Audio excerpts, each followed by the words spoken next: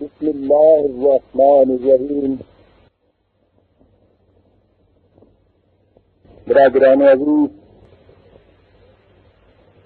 سورہ آل عمران کی آیت 110 سے آغاز کلام ہوتا ہے.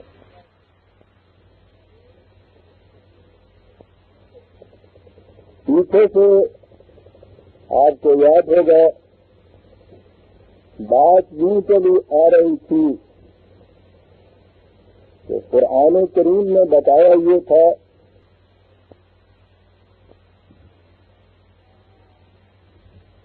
کہ دین نام ہے ایک اجتماعی نظام کا جسے ایک امت، ایک قوم قائم کرتی ہے. وہ ایک قوم ہوتی ہے امت واحدہ. اس کا فریضہ ہوتا ہے کہ وہ احکام و قوانین خداوندی کو نافذ کرے اور ان کی خلاف ورزی سے لوگوں کو روکے. یہ اپنے دائرہ عمل میں ان کا فریضہ ہے، اور اس کے باہر کا فریضہ یہ ہے کہ لوگوں کو وہ انسانیت کی بھلائی کے اس نظام کی طرف دعوت دے.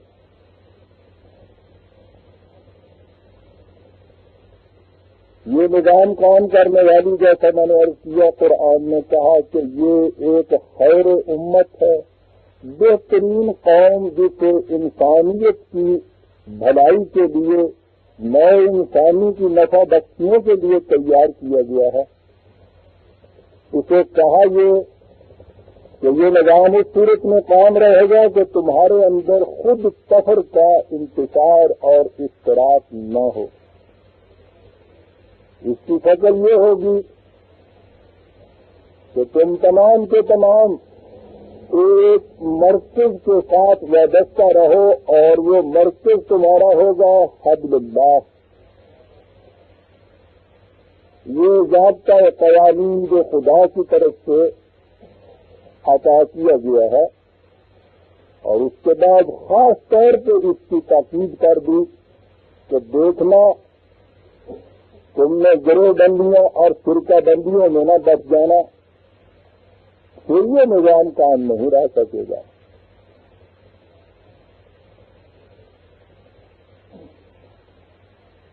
اس کے بعد یہ کہا کہ اب یہ لوگ جو تمہارے باہر ہیں، اور اس وقت یہ اہل کتاب بالخصوص یہودی یہ مخاطب چلے آ رہے تھے پیچھے سے،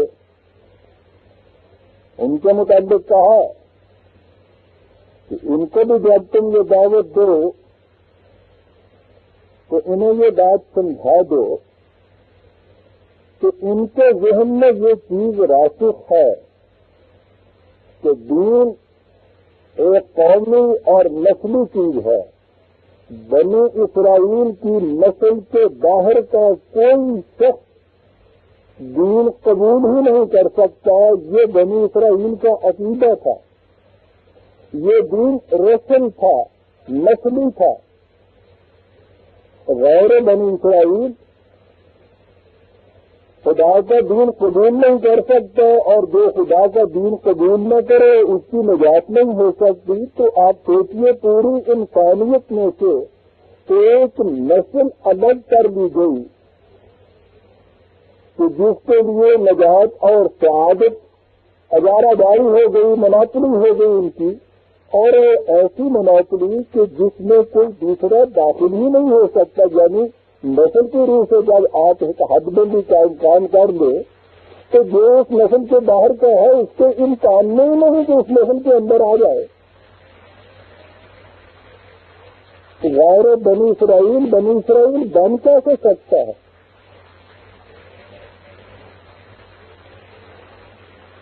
ساتھ بھی بات سمجھ میں نہ آئے، آج کی ذاتوں کے اوپر آپ جائیے، جو آج سید نہیں وہ قیامت تک سید ہو ہی نہیں سکتا۔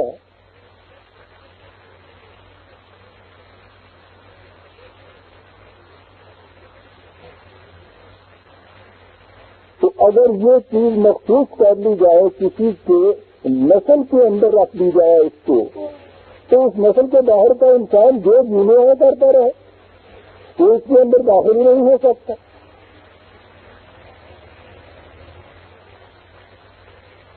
آج ہم جب یہ چیز سنتے ہیں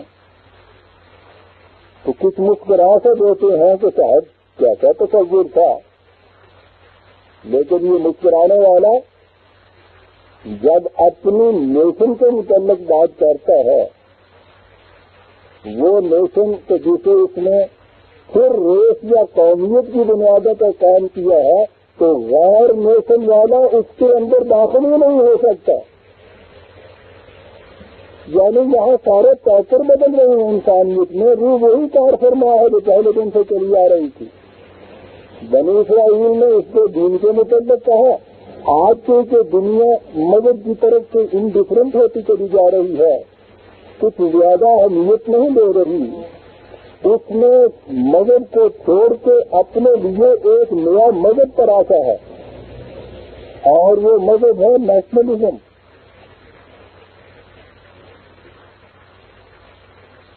اس نیشنلزم کی اب یہ کیفیت کہ ایک دائرہ کھینچ لیا نقشے کے اوپر، کہیں دریاؤں اور پہاڑوں کی حدود کے اندر، اور اب تو کہیں پھر نسل پرستی کی بنا پر، اور کہا یہ کہ اس سے ایک قوم بنتی ہے، دنیا کی صحافتوں نفع بخشیوں کا حق اس قوم کو حاصل ہے، اور اس قوم سے باہر جتنے ہیں ان کو لوٹو کھچوٹو سب کچھ ان کے ساتھ کرو تاکہ تمہاری اپنی قوم کی بہبودی اور پرورش ہو سکے۔ وہاں نجات و شہادت تھا، یہاں مرثع الحالی اور خوشحالی کے الفاظ آ گئے، بات یہی تھی۔ اور قرآن اسی تصور کو توڑنے کے لیے آیا تھا، اس تصور کو، اس عظیم حقیقت کے برادران عزیز غور سے سنیے، وہ اس تصور کو توڑنے کے لیے آیا تھا کہ پیدائش کے اعتبار سے کوئی انسان کا بچہ دوسرے کے مقابل میں ڈس ایڈوانٹیجس پوزیشن میں نہیں رہ سکتا، اس لیے کہ پیدائش کے اعتبار سے جو چیز اس کے ساتھ آپ نے منسوخ کر دی، اب اس کے بس میں ہی نہیں ہے بیچارہ اس چیز کو اپنے سے الگ کر سکے۔ اگر وہ سیاہ رنگ کا پیدا ہوا ہے اور آپ نے یہ بنا دیا کہ صاحب سفید رنگ کا اس مقام میں آ سکتا ہے، سیاہ رنگ والا نہیں آ سکتا، دنیا بھر کی خوبیاں وہ اپنے اندر جمع کر لے، لیکن وہ آ نہیں سکتا اس لیے کہ اپنی اسکن پر اپنی کھال کا رنگ بدل نہیں سکتا۔ اگر آپ نے یہ کہہ دیا کہ عرب نسل کا انسان اس قوم میں داخل ہو سکتا ہے، تو آپ لاکھ مومن بنتے رہیے، لاکھ مسلم بنتے رہیے، ہزاروں خوبیاں اپنے اندر پیدا کر لیجیے، آپ کے بس میں ہی نہیں ہے کہ آپ عربی نسل ہو جائیں۔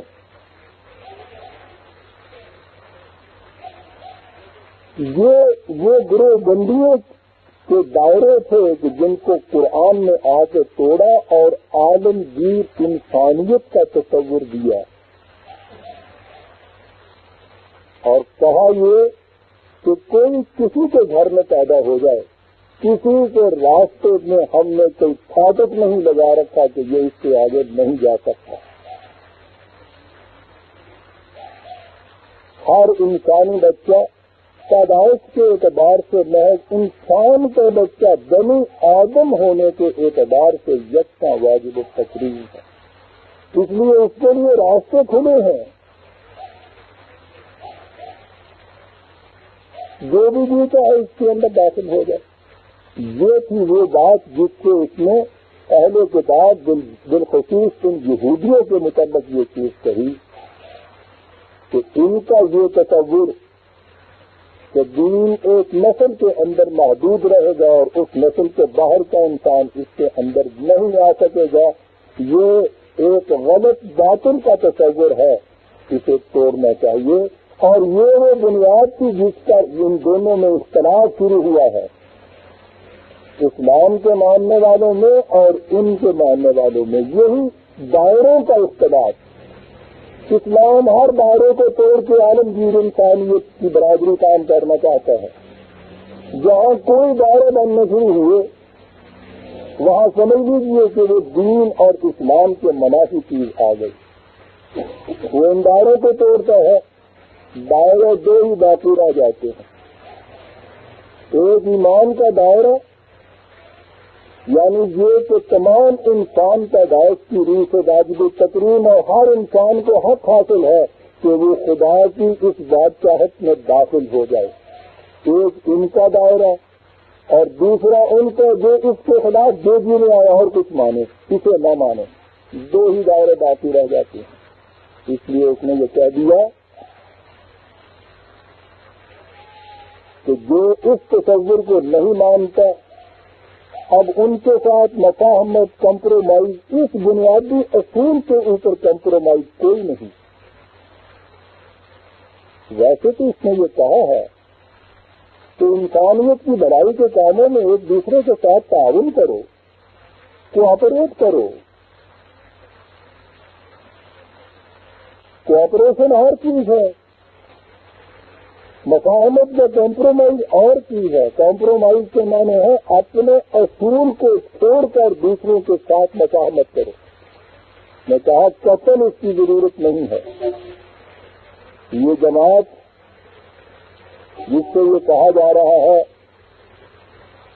بنیادی معیاروں کے مطابق ابھی بڑی کمزور جماعت تھی،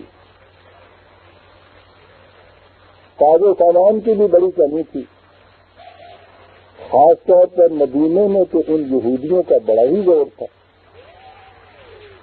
وہی زور جو آج بھی ان کا مملکتوں کے اوپر موجود ہے کہ سلطنت کہیں نہیں لیکن سلطنت کی بازی ان کے ہاتھوں میں ہے، کیونکہ فائنانس یہ کنٹرول کرتے ہیں۔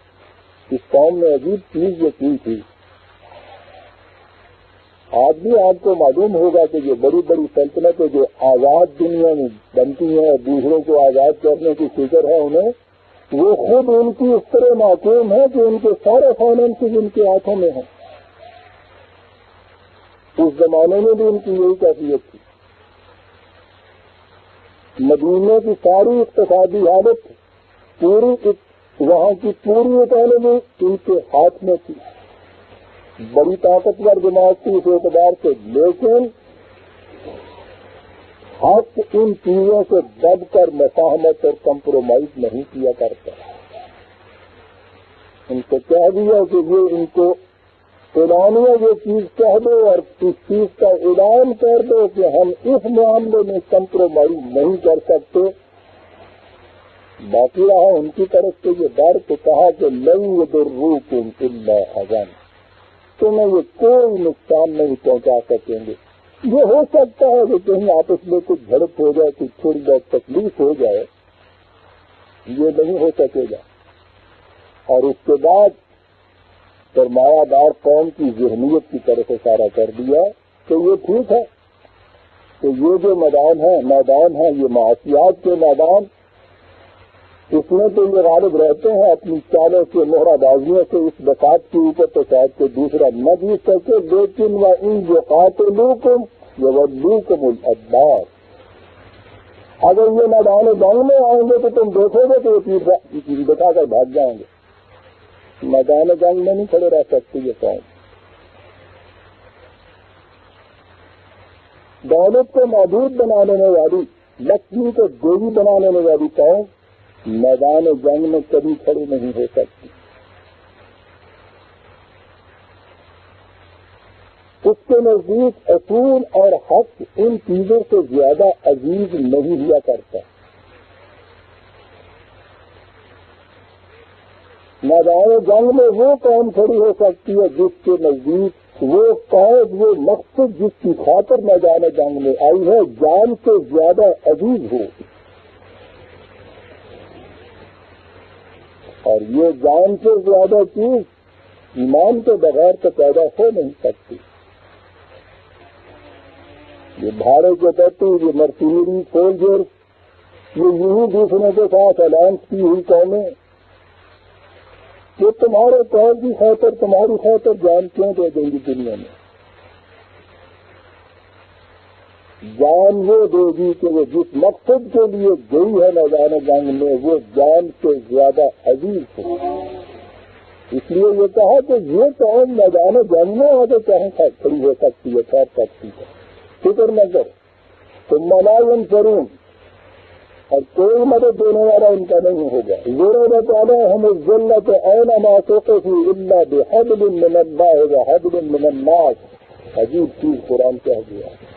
ان کی تاریخ تمہیں بتا رہی ہے کہ کس طرح سے یہ قوم بے گھر بے دار بسر کر رہی ہے زندگی. دی وانڈرنگ جیو جہاں جا رہے ہیں ذلت اور مسکنت ان کا پیچھا کر رہی ہے. اب اس کے بعد ذرا استثناء ایکسپشن یا اللہ دیکھیے کہ ہاں ان کو پناہ مل سکتی ہے اور اس پناہ ملنے کے دو ذریعے ہو سکتے ہیں دو طریقے ہو سکتے ہیں. یا تو یہ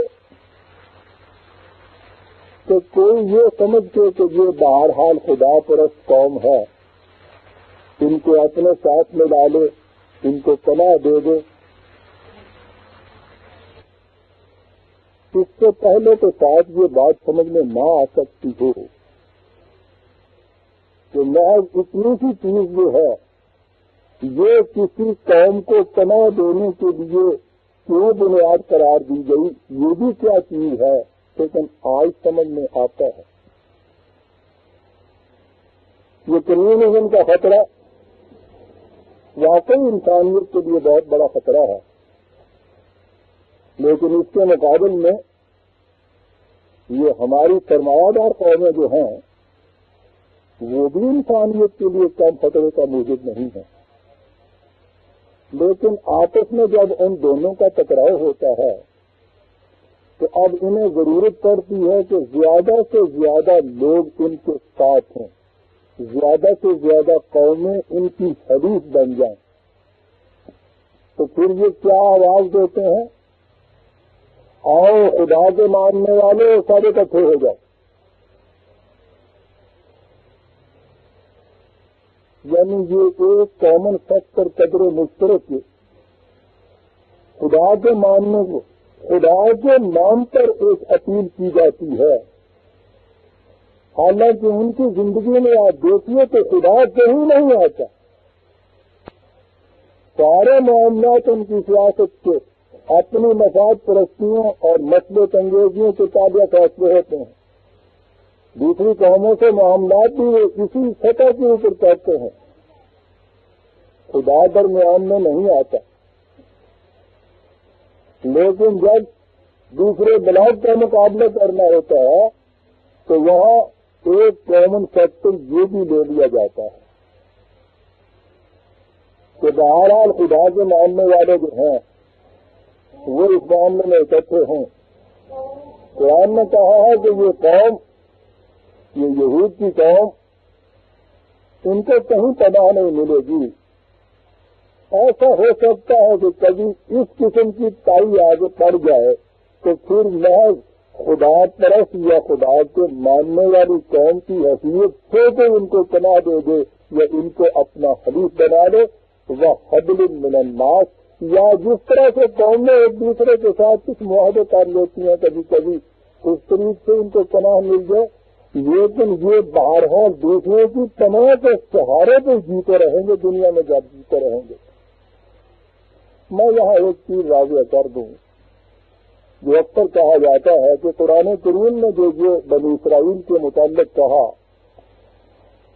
کہ یہ ذلت و مسکنت کی زندگی جیئیں گے جہاں جائیں گے ان پر خدا کا غضب ہوگا تو کیا یہ ابدی طور پر راندہ درگاہ ہو گئی یہ نسل؟ یہ تو قرآن کی بنیادی تعلیم کے خلاف ہے. قوم جب وہ کرتا ہے تو اس سے مراد ہوتا ہے ایسے انسانوں کا گروہ جن کی خصوصیات کچھ الگ ہیں، ورنہ پیدائش کے اعتبار سے یہ نہیں کہ جو ان کے گھر میں پیدا ہو گیا وہ ہمیشہ کے لیے رادہ درگاہ ہو گیا. وہ تو ابھی ہم نے کہا ہے، قرآن تو اس کے سبور کو مٹانے کے لیے آیا تھا. کوئی قوم بھی ہو جب وہ اس قسم کی خصوصیات اپنے اندر پیدا کر دے گی کہ جن سے وہ زندہ قوموں کے زمرے میں شمار ہونے کے قابل نہیں رہے گی تو وہ گر جائے گی. ایسا بھی ہو سکتا ہے کہ گر کر وہ اس مقام پر پہنچ جائے کہ جہاں پھر اٹھنے کی ہمت ہی باقی نہ رہے، یعنی اس کی قومی حیثیت بھی ختم ہو جائے.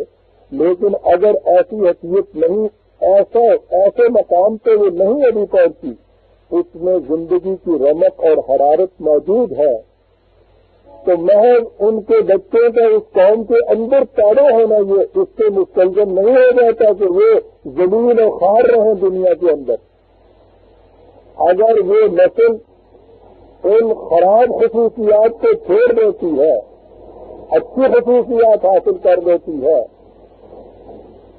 تو اس کے نتائج اس کے سامنے آئیں گے. اس لیے اس سے یہ معنی نہیں ہے کہ بنی اسرائیل اس اعتبار سے کہ اب وہ ایک نسل بنی اسرائیل کی ہو گئی، وہ جو جینے آئے کرتے رہے ہمیشہ تک کے لیے رادہ درگاہ رہیں گے، یہ بات نہیں. اگلی آیت آگے آتی ہے جس میں قرآن نے اس چیز کو واضح کر دیا ہے کہ ان میں سے بھی جو لوگ یہ خصوصیات جو ہے ایمان و عمل کی ان کو اپنے اندر پیدا کر لیں گے، انہیں ان کے نتائج ملیں گے اور وہ بھی دنیا کی خوشگوار اور بہترین زندگی بسر کرنے والی قوموں میں سے ہو سکیں گے. یہاں بہرحال یہ کہا کہ جب تک ان کے اندر یہ خصائص موجود ہے جس کی بنا پر ان کو ذلت اور مسکنت کی مار ماری گئی تھی، اس وقت ان تک ان کی کیفیت یہ رہے گی کہ اپنے پاؤں پہ کھڑے نہیں ہو سکیں گے. ہاں کسی نے خدا پر سمجھ کر ترک کر دیا یا کوئی الائنس کر دیا ان کے ساتھ، یا کسی دوسری قوم نے ان کو اپنی مفاد پرستیوں کے لیے اپنی رسی کے اندر روپ جسے آپ کہتے ہیں یوں کر لیا، پھر ان کی حالت کچھ بہتر ہو سکتی ہے، اپنے پاؤں پہ کھڑے نہیں ہو سکتے. وَدَعَوْا بِغَضَبٍ مِّنَ اللَّهِ وَضُرِبَتْ عَلَيْهِمُ الْمَسْكَنَةُ ذَلِكَ بِأَنَّهُمْ كَانُوا يَكْفُرُونَ بِآيَاتِ اللَّهِ. یہ اس لیے نہیں کہ بنی اسرائیل کی نسل میں یہ لوگ پیدا ہو گئے اس لیے یہ ان کی حالت ہے، یہ اس لیے ہے کہ قوانین خداوندی سے یہ انکار کرتے ہیں. اور اتنا ہی نہیں کہ اس سے انکار کرتے ہیں، جو ان قوانین کی طرف دعوت دینے والے لوگ ان کی طرف آتے ہیں وہ یقتلون الانبیاء بغیر حق، نہ حق انہیں قتل کر دیتے ہیں. انکار اور سرکشی برتتے ہیں قوانین خداوندی سے، اور ان کی طرف دعوت دینے والوں کی بات سنیں یا شکر گزار ہوئیں ان کے برتا آزار ہو جاتے ہیں، جان کے لاگو ہو جاتے ہیں، مار ڈالتے ہیں انہیں. قوموں کی یہ حالت ہو جاتی ہے برادران عزیز. 2-4 نسلوں تک کسی قوم کو ایک ہی گھرے کے اوپر چلاتے کے بجائے اس کے بعد جو شخص ان کو بہبودی اور بھلائی کے راستے کی طرف دعوت دینے آتا ہے وہ سب سے بڑے اس کے دشمن ہو جاتے ہیں.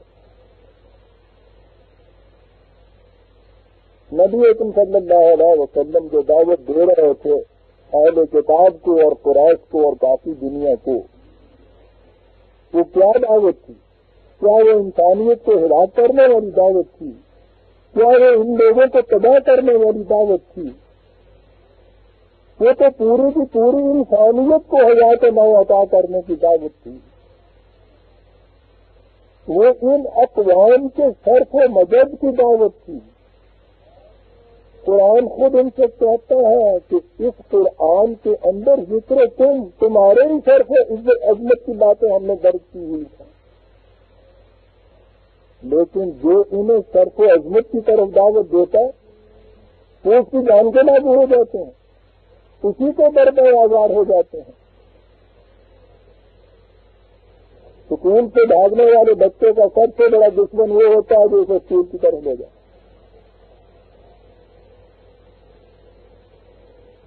قوموں کی یہی حالت ہو جاتی ہے. وہ کہتے ہیں ان کی کیفیت یہاں تک پہنچ چکی کہ خود قوانین خداوندی سے انکار کرتے ہیں اور جو انہیں اس کی طرف دعوت دینے کے لیے آتا ہے اس کے در پر آزار ہو جاتے ہیں, اس کی قتل کو پیچھے پڑ جاتے ہیں. ظالے کا بما اصل وقان یعتدون, یہ اس لیے کہ بڑی سرکشی برتی اور حدود فراموش ہو گئی یہ قوم.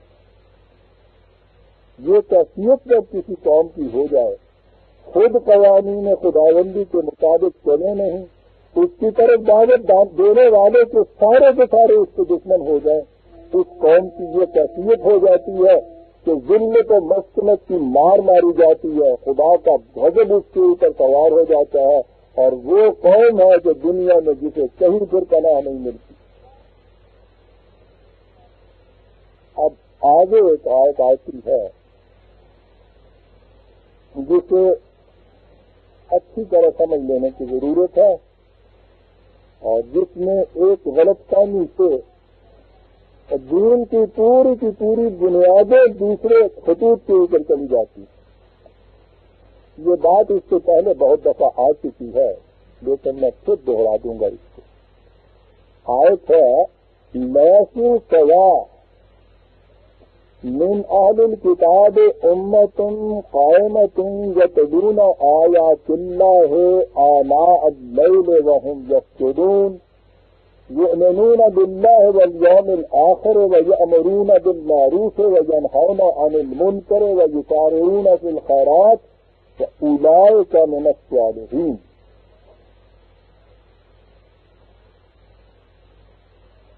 عام ترجمہ اس کا یہ ہے کہ یہ سب برابر نہیں ہے. اہل کتاب میں سے وہ لوگ بھی ہیں جو حق پر قائم ہو جاتے ہیں,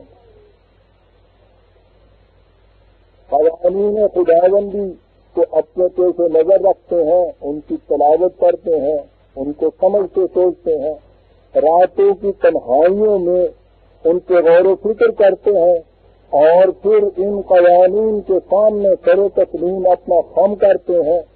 یہ وہ لوگ ہیں کہ جو اللہ اور آخرت پر ایمان لاتے ہیں, معروف کا حکم دیتے ہیں, منکر سے روکتے ہیں. یہ وہ الفاظ آگے جو پچھلی دفعہ آپ کے سامنے آئے تھے, جن کی تشریح میں نے کی تھی. بھلائی کے کاموں میں بھاگ چاٹ کا حصہ دیتے ہیں. یہ لوگ ہیں کہ جو صالحین میں سے ہیں.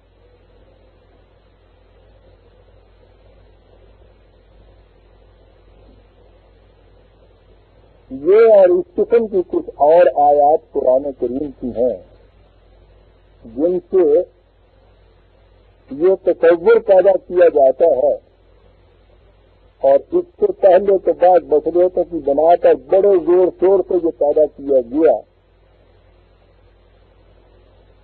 کہ قرآن اسے تسلیم کرتا ہے کہ یہ اہل کتاب یہودی رہتے ہوئے, عیسائی رہتے ہوئے, ہندو رہتے ہوئے اگر اپنے مذہب کی اچھی باتوں پر قائم رہیں, ان کی پابندی کریں, تو ان کے اوپر بھی اسی طرح سے نجات و سعادت کی راہیں کھلی ہیں جس طرح سے اسلام لانے والوں پر کھلتی ہیں. اس لیے کہ اب یہ چیز جو میں کہہ رہا ہوں واوین میں ہے, کوٹیشن میں ہے, کہ عالمگیر سچائیاں تمام مذاہب میں یکساں طور پر موجود ہیں. اور دوسری کوٹیشن کی اسلام یہ کہتا ہے کہ اگر یہ لوگ اپنے مذہب کی سچائیوں پر قائم رہ جائیں تو میرا مقصد پورا ہو گیا. یہ برادران عزیز قرآن کی بنیادی تعلیم کے خلاف ہے.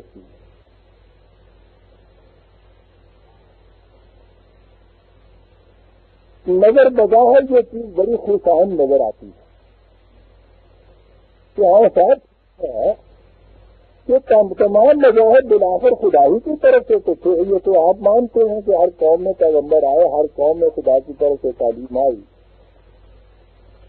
تو اگر یہ اپنے ہاں ٹھیک سچی باتوں کے اوپر, اچھی باتوں کے اوپر یہ عمل پیرا رہیں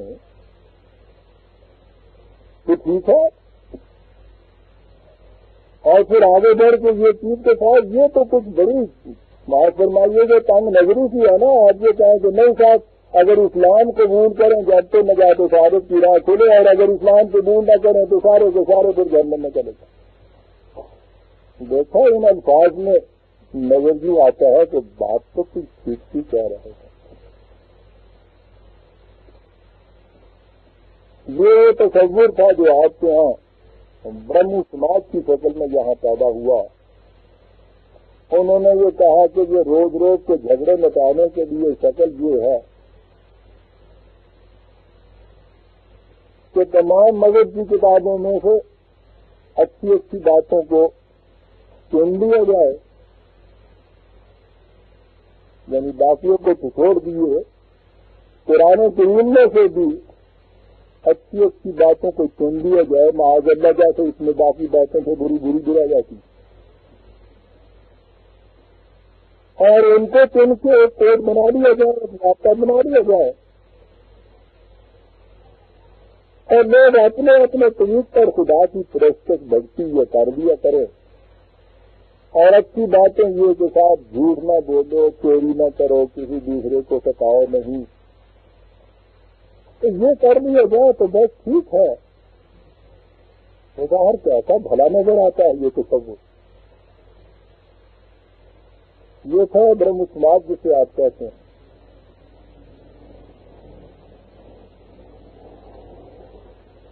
لیکن ایک تو آپ یہ حیران ہوں گے کہ ایسا اپیل کرنے والا تصور چلا ہی نہیں.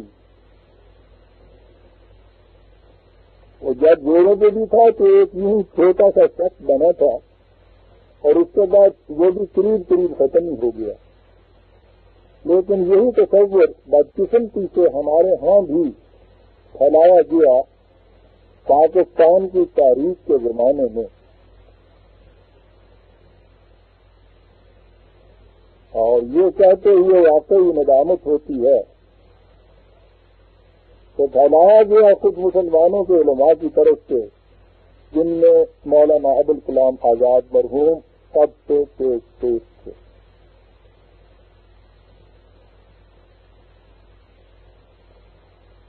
ان کی تفسیر آج بھی اس کے اوپر شاہد ہے.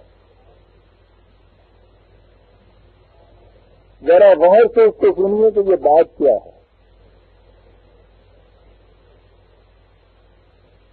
بات وہی ہے جسے ہم برابر دہراتے چلے آ رہے ہیں کہ اگر اسلام کو بھی ایک مذہب سمجھ لیا جائے تو پھر یہ سب کچھ ٹھیک ہے جو کچھ وہ کہتے ہیں. مذاہب میں یہی کیفیت ہے. تو رام بھی وہی ہے, رحیم بھی وہی ہے. جمنا ایک گھاٹ بہتے رہے, سچائی کی ایک ندی چلی آ رہی ہے. کسی نے اس گھاٹ سے پانی پی لیا, کسی نے اس سے پی لیا. یہاں کسی نے زمزم نام رکھ دیا, یہاں کسی نے گنگا نام رکھ دیا. بھائی بات اصل میں ایک ہی ہے. مذہب سکھاتا یہ ہے نیکی کرو, دوسروں کے ساتھ ہمدردی کرو, جھوٹ نہ بولو, سچ بولو. تو یہ دو چار چیزیں تھی. تیسرے کی بھکتی کی, پرماتما سے لو لگائی, خدا کی پرستش کی, اس کی بندگی کی. یہ انسان کا اور خدا کا اپنا پرائیویٹ تعلق ہے. یہ ہے مذہب.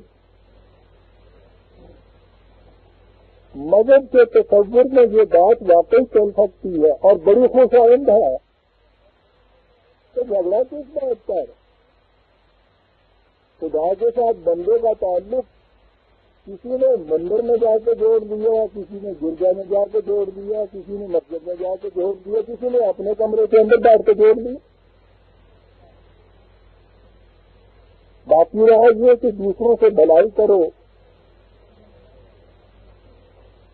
گائے بھینسوں کے لیے نمک کے بڑے بڑے ڈلے رکھ دیے، پیاؤں بنا دیے، کہیں چھتیں ڈال دی مسافروں کے لیے، سرائے بنا دی کسی جگہ، وہ چڑیوں کے لیے وہ چوگا ڈال کے پھرے، یہ کیڑے مکوڑوں کے جو پھون ہوتے ہیں، اب کہتے ہیں پھون بھی نکلے پنجابی، اس پہ آٹا ڈال دیا۔ بڑے نیکی کے کام، ان کی باتیں، یا مستریوں کا ہراول دستہ آ گیا تاکہ وہ سلطنت کے لیے زمین ہموار کرے، اسپتال بنائے، اسکول بنائے، کالجز بنائے، بڑے ہمدرد، بڑے رحم دل، بڑے خلیق، یہ سب نیکی کی باتیں۔ مذہب میں یہ سب چیزیں ٹھیک ہیں اور چلتی ہیں،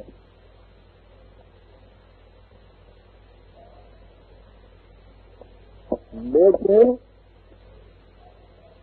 دین جسے آپ نظام زندگی، سوشل آرڈر، ایک مملکت کہتے ہیں، اس میں تو یہ چیز نہیں چل سکتی، اور یہ ہے وہ بنیادی فرق جس کو نظر انداز کر دینے سے یہ ساری چیزیں بڑی خوش آئند نظر آتی ہیں۔ اسلام کو مذہب کی صف میں لایا جاتا ہے۔ برادران عزیز، 4 برس سے یہ چیز میں دوہرا رہا ہوں، جب تک زندگی ہوگی دوہرائے جاؤں گا۔ اصل بنیادی غلطی، بنیادی قد فہمی، وہ چیز جہاں سے ہماری عمارت ثریا تک غلط اٹھ رہی ہے، وہ یہ ہے کہ اسلام کو مذہب سمجھا گیا۔ یہ مذہب نہیں ہے، یہ دین ہے، یہ ریلیجن نہیں ہے، یہ سوشل آرڈر ہے، یہ نظام زندگی ہے، نظام مملکت ہے، یہ کانسٹیٹیوشن آف اسٹیٹ۔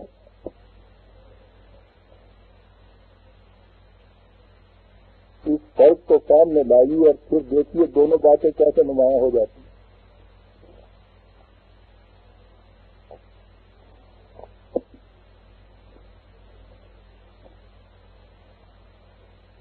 مذہب کو سیاست سے الگ کیجیے، دین کو 2 ٹکڑے کیجیے،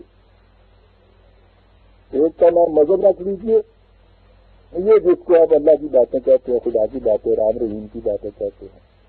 دوسرے کا نام آپ مملکت رکھیے، جسے آپ اسٹیٹ کہتے ہیں، زندگی کے معاملات کہتے ہیں۔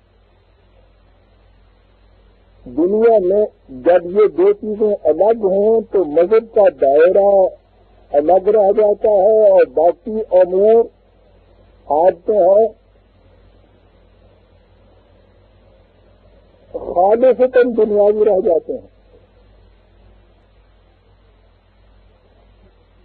اس میں آپ آئیے تو ٹھیک ہے، صبح کے وقت ہندو مندر میں چلا گیا، مسلمان مسجد میں چلا گیا، عیسائی گرجے میں چلا گیا، وہاں ایشور کی بھکتی تھی، اتنے میں 10 بجے تو سارے کے سارے آ کے پارلیمنٹ میں جمع ہو گئے۔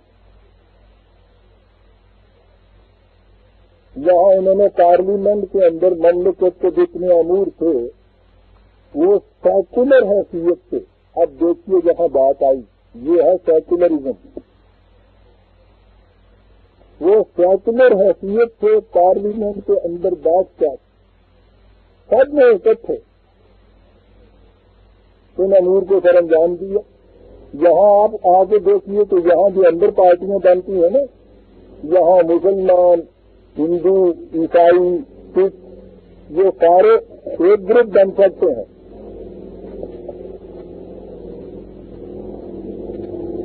ہو سکتا ہے نا کہ ایک گورنمنٹ کی پارٹی ہو، ایک اپوزیشن کی ہو،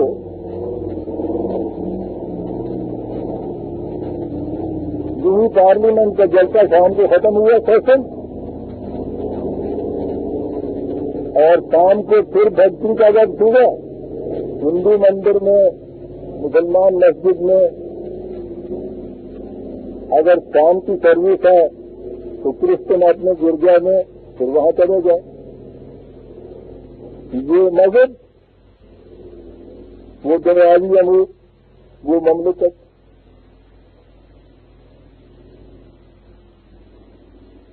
اسی تصور کو ذرا اپنے تک آگے بڑھائیے.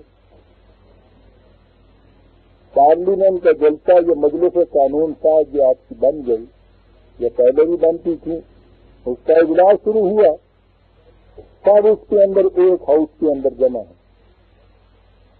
مسلمانوں کو لے لیجیے، اس میں سب جمع. امور مملکت، دنیا کی باتیں، اس کے لیے وہاں قانون بن رہا ہے، بات و تمہید ہو رہی ہے، ڈسکشن ہو رہی ہیں، سارے وہاں ایک جگہ بیٹھے سب کچھ کر رہے ہیں.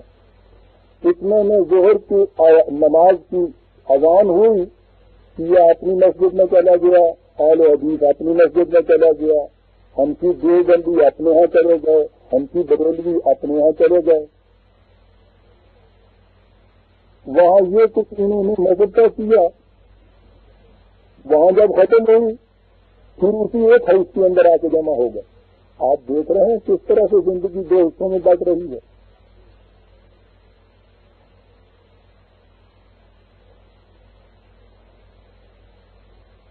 وہاں ان کا الگ الگ مساجد میں جمع ہو کے نماز پڑھانا،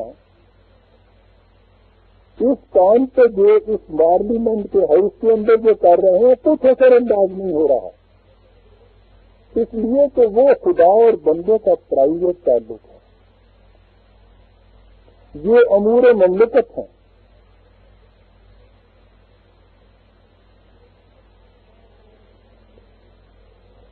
اسے کچھ نیت حاصل نہیں. نیت ٹھیک ہے کہ آخر خدا کے حضور سجدہ ہی دینا ہے نا، اس نے اس انداز سے دے لیے تو کیا، اس انداز سے دے لیے تو کیا. لیکن یہاں جو آگے بیٹھے ہیں تو یہاں یہ تمام امور پر بحیثیت پاکستان کے شہریوں کے کنسیڈریشن ہو رہا ہے ہر عمر کا. اسے اس کے تعلق نہیں، اسے اس کے واسطہ نہیں. زندگی دو حصوں کے اندر بٹی ہوئی ہے. مذہب الگ ہے، سیاست الگ ہے. یہ تصور اگر اسلام کا رکھ دیا جائے تو اس میں واقعی یہ چیز ٹھیک ہے، فٹن ہوتی ہے.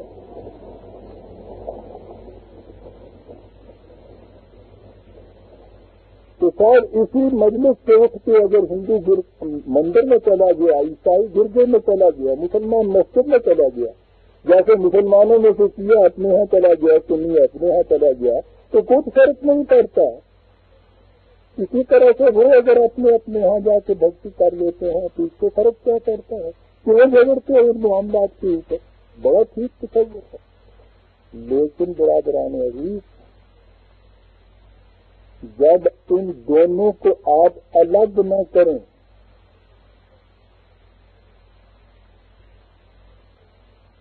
اور آپ کی یہ نہ سمجھیے گا کہ میں عمارت کا یہاں ذکر کر رہا ہوں، اس کے معنی پہ غور کیجیے کہ آپ کی پارلیمنٹ اور آپ کی مسجد ایک ہی ہو تو وہاں پھر یہ نہیں ہو سکتا کہ آپ نے یوں کر دیا تو کیا اور اس نے یوں کر دیا تو کیا. وہاں تو پھر ایک قاعدہ مقرر ہوگا آپ کے لیے، جیسا پارلیمنٹ کے سیشن میں بیٹھے ہوئے ایک قاعدہ تمام ممبروں کے لیے ہوتا ہے. سب سے ایک دستور، ایک نصاب، ایک ضابطہ، رولز ریگولیشن تمام ممبر کے لیے یکساں ایک. اگر آپ کے ہاں کی مسجد اور پارلیمنٹ ایک ہے تو اسے دین کہتے ہیں، یہ اسلام ہے.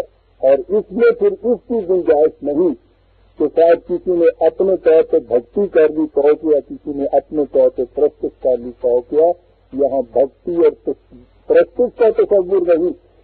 یہاں اس فیشن کا، اس ہاؤس کا، یہاں کے جو آنے والے لوگ جو اس میں بیٹھے ہیں جنہیں مسلمان کہا جاتا ہے، ان کا فریضہ یہ ہے کہ خدا کے ضابطے کو اس دنیا کے اندر امن کس طرح سے نافذ کیا جائے. اسے دین کہتے ہیں، یہ الاسلام.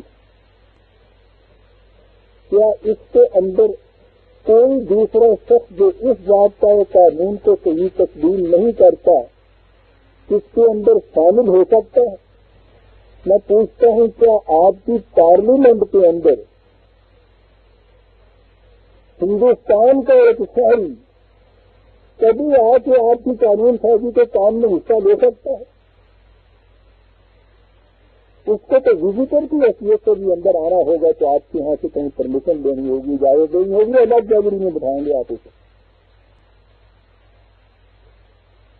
یہ جو چیز ہے کہ یہاں پارلیمنٹ اور مسجد کا تصور ایک ہے دین میں، آج بھی باہر ہے اتنا ہی صحیح الفاظ اور باتیں تو ہمارے پاس یہ رہ گئی ہیں، آج بھی ہم یہ چیز اپنے یہاں کی تاریخ میں پڑھتے ہیں، فخر سے بیان کرتے ہیں کہ مسجد نبوی میں صلی اللہ علیہ وسلم وہیں نماز ہوتی تھی، وہیں عدالت ہوتی تھی، وہیں پارلیمنٹ ہوتی تھی، وہی مجلس شورا تھی، وہی سفراء باہر کے آتے تھے، وہی آپ کے یہاں کے جنگ کے احکام اور ضوابط نافذ ہوا کرتے تھے، وہی تمام زندگی کے معاملات وہیں سب کچھ طے ہوا کرتے تھے۔ بلکہ اس میں تو یہاں تک ہے کہ تفریح کی چیزیں جو تھیں وہ حجیوں کا ایک ناچ بھی اسی مسجد کے سامنے ہوا تھا۔ مسجد کا تصور دین کے اندر ایک الگ پریکٹس کا نہیں ہے، پریکٹس کا تصور نہیں، قوانین خداوندی کی اطاعت کا تصور ہے، خدا کے ضابطہ قانون کو عملاً اپنے اوپر پہلے مسلط کرنا اور پھر اسے آگے چلانا، یہ تصور ہے۔ اور جب یہ تصور ہوگا تو پھر دیکھیے نبی اکرم صلی اللہ علیہ وسلم کا وہ ارشاد گرامی کتنا چمکتا ہوا سامنے آتا ہے جو حضور کی طرف منسوب ہے۔ آپ نے فرمایا کہ میری مسجد پوری روئے زمین ہے۔ عجیب حقیقت ہے، یہ ٹھیک ہے، اسلام کی مسجد پوری روئے زمین ہے۔ آج تو اس کا مطلب اتنا ہی ہے کہ مسلمان کے لیے جہاں نماز کا وقت آئے وہیں وہ اس نے کپڑا دکھایا اور اللہ اکبر کر لیا، یہ بات نہیں، یہ بڑی عظیم حقیقت تھی۔ پورا صفحہ عرض ہماری مسجد ہے، اس میں عبادت گاہ اور پارلیمنٹ کا فرق کچھ نہیں ہے، ایک ہی چیز۔ جس مقام پر مسلمانوں کے نمائندے بیٹھ کر یہ فیصلے کریں کہ قوانین خداوندی کس طرح سے عملاً یہاں نافذ ہوں گے، یہ عبادت ہے، اور جب وہ ان قوانین کے سامنے جھکیں گے تو یہ سجدے ہیں ان کے۔ واضح رہے کہ وہ سچ میں جو ہمارے ہاں جس شکل میں آپ کے ہاں صلاۃ یا نماز کی یہ چیز ہے جس میں یہ سجدہ ہے، جھک جانا ہے، رکوع ہے، قیام ہے، میں کئی دفعہ کہہ چکا ہوں، وہ بھی اس کے اجزاء ہیں، وہ بھی اپنے مقام کی اوپر اہمیت رکھتے ہیں، لیکن دین صرف اس چیز کا نام نہیں، اسے اگر زندگی کے باقی علائق سے آپ الگ کر لیں گے تو مذہب بن جائے گا، اگر اس کو باقی چیزوں کے اندر چھپن کر کے رکھیں گے تو دین ہو جائے گا۔ آج جب ہم پارلیمنٹ میں بیٹھتے ہیں جو کچھ وہاں کرتے ہیں اس میں دین نہیں ہوتا، جب نماز کے لیے اذان ہوتی ہے، جب اٹھ کے ہم چلے جاتے ہیں مساجد کے اندر جو کچھ کرتے ہیں وہاں مذہب ہوتا ہے، وہاں یہ سیاست نہیں ہوتی، سیاست میں آپ کا مذہب نہیں ہوتا، مذہب میں آپ کی سیاست نہیں ہوتی۔ اب آپ کے یہاں پوری روئے زمین مسجد نہیں ہے، حتیٰ کہ آپ کی پارلیمنٹ کا ہاؤس بھی مسجد نہیں ہے، مسجد الگ مسجد ہے۔ یہ تصور نہیں برادران عزیز اسلام کا۔ جب یہ تصور آپ کے ذہن میں آ جائے تو زندگی کے ہر کام میں خداوندی قانون کے سامنے جھک جانا یہ دین ہے، تو پھر تو کوئی سانس آپ کا ایسا نہیں ہے کہ جس میں آپ عبادت گزار نہیں ہوتی۔ پھر تو کوئی مقام ایسا نہیں ہے کہ جو آپ کے لیے مسجد نہیں ہوتی. پھر آپ یہ سیکولر انداز حکومت اور مذہب کے اندر فرق کس طرح سے کر سکتے ہیں؟ پھر آپ یہ کیسے کہہ سکتے ہیں کہ سب ٹھیک ہے، ہندو اپنے طریقے سے بھکتی کرتا رہے، عیسائی اپنے طریقے سے وقت کرتا رہے، مسلمان اپنے طریقے سے عبادت کرتا رہے، اس سے کچھ فرق نہیں پڑتا، سب ٹھیک ہے. سب ٹھیک کیسے ہے؟ ہندو اپنے طریقے سے قوانین بناتا رہے اور مسلمان خدا کے قرآن کے مطابق قوانین بناتا رہے، کیا یہ دونوں برابر ہیں؟ یہ یکساں ہیں؟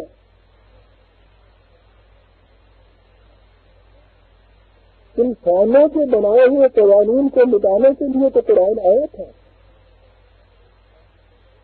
تو کس طرح سے ان قوانین کے برابر سمجھ لے گا؟ حق ایک ہوتا ہے برادران عزیز، حق مختلف نہیں ہو سکتے، باطل کی 1000 شکلیں مختلف ہوتی ہیں.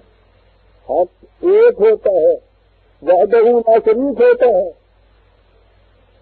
اسی لیے قرآن میں اللہ تعالیٰ نے کہا کہ وہ اپنے حکم میں، اپنے حق حکومت میں کسی کو شریک نہیں کرتا.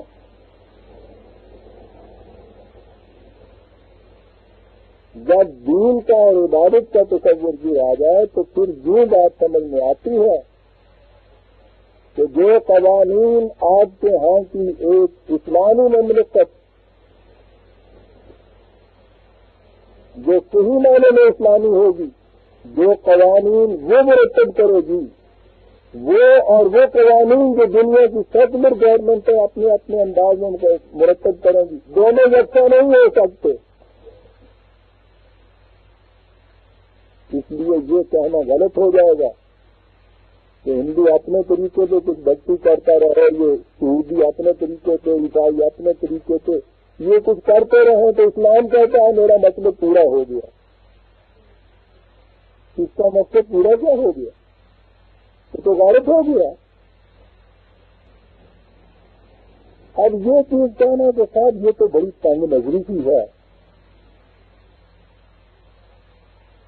کہ یہ کہا جائے کہ صاحب اسلام کے اندر یہ چیز ہے، کہیں اور نہیں ہے. میں کئی دفعہ اسے واضح کر چکا. پہلے تو ذرا مسلمان ہونے کی حیثیت سے اس کو سوچیے کہ اس تنگ نظری کا معاذ اللہ اعلان کون کر رہا ہے؟ سمجھا یہ جا رہا ہے تو شاید مسلمان ایسا کہتے ہیں، مسلمان نہیں کہہ رہے. وہ خدا کہہ رہا ہے کہ جس نے یہ دین دیا ہے، وہ خدا جس کے متعلق کہتے ہو کہ ہندوؤں کا مذہب بھی اسی نے دیا تھا، عیسائیوں کا بھی اسی نے دیا تھا، یہودیوں کا بھی اسی نے دیا تھا، وہ خدا یہ کہہ رہا ہے. اب اور سنیے وہ کیا کہہ رہا ہے. یہ آیت ہے 112 جہاں سے یہ چیز لائی جاتی ہے کہ ٹھیک ہے صاحب قرآن خود کہہ رہا ہے کہ یہ اہل کتاب سارے یکساں نہیں، ان میں وہ لوگ بھی ہیں کہ جو آیات اللہ کو پڑھتے ہیں، غور و فکر کرتے ہیں، اس کے سامنے جھکتے ہیں، امر بالمعروف کرتے ہیں، نہی عن المنکر کرتے ہیں. یعنی وہ یہودی کے یہودی رہتے ہوئے یہ سارا کچھ کرتے ہیں.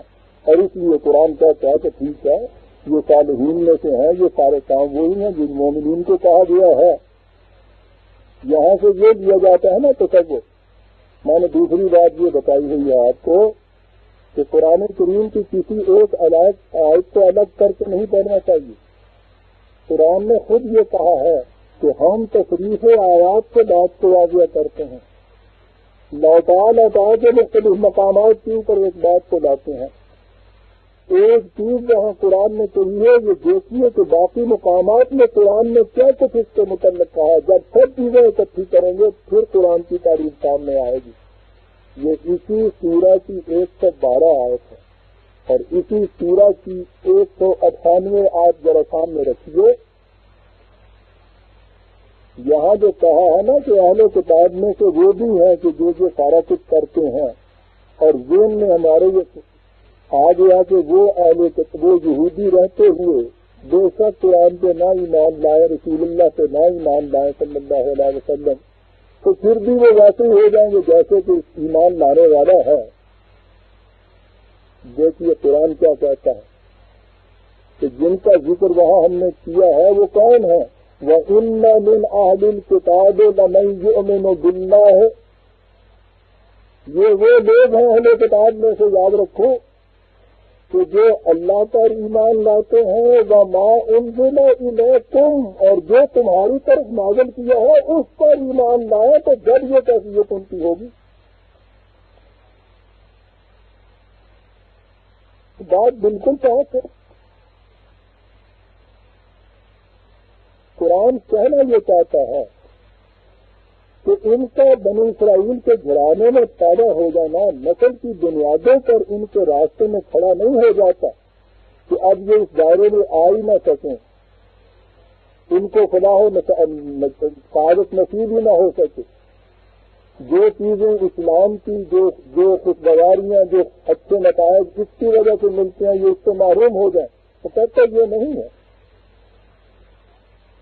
ان اہل کتاب میں سے جو لوگ یہاں صرف اللہ کو ایمان لانا نہیں کہا، وَمَا أُنزِلَ إِلَيْكُمْ، جو تمہاری طرف نازل کیا ہے اس پر ایمان لائیں، جو ذاتہ زندگی اختیار کریں۔ تو ساری جماعت بنی اسرائیل کی ہماری تنگ نظری کا دعویٰ نہیں۔ دنیا میں کوئی مذہب ایسا نہیں اس وقت جس کے ماننے والے خود اسے تسلیم نہ کریں کہ ان کے پاس وہ کتاب نہیں ہے جو ان کے بانی مذہب کی طرف آئی تھی۔ کوئی مذہب بھی اس کا دعویٰ نہیں کر رہا، ہر ایک اس کا اعتراف کر رہا ہے کہ ان کے پاس وہ حقیقی تعلیم موجود نہیں ہے۔ قرآن نے یہی آگے کہا تھا کہ جو تعلیم انہیں دی گئی تھی اس کا انہوں نے سلیا اس طرح سے بگاڑا کہ اپنے ہاتھوں سے چیزیں لکھی اور کہا یہ کہ یہ خدا کی طرف سے، تعریف کی اس میں، الحاق کیا اس میں، بہت سی چیزیں بھلا دی اس میں سے، پتے پشت ڈال دی اس سے، اپنے ہاتھوں میں اضافے کیے۔ ساری دنیا کے اہل مذاہب اسے اب تسلیم کرنے اور اس کے اعتراف کرنے پر مجبور ہو گئے، کیونکہ تاریخ میں یہ ساری چیزیں سامنے وہ لے آئی۔ تاریخ کے اسحاد کی بنا پر وہ ثابت نہیں کر سکتے تھے اپنے ہاں کی کسی کتاب کو کہ جو وہ اوریجنل کتاب ہے جو ان کے بانی مذہب میں دی تھی، وہ اس اعتراف سے مجبور ہے۔ قرآن نے یہی کہا تھا، خدا نے یہ کہا کہ ٹھیک ہے ہم نے اپنے وقتوں پہ جو چیزیں یہ دی تھیں وہ چیز نہیں رہی، اب ہم انہیں تمام ضوابط کو ایک آخری مکمل شکل میں قرآن کریم کے اندر دیتے ہیں، اور اس میں ان تمام اور ضوابط کا اضافہ کرتے ہیں جو قیامت تک کی انسانیت کے لیے ضروری ہوں گے، یہ دیتے ہیں، اور اس کی حفاظت کا ذمہ ہم خود لیتے ہیں۔ جب یہ دین مکمل ہوا تو کہہ دیا کہ اب نبوت کی ضرورت نہیں، نبوت کو ہم ختم کرتے ہیں۔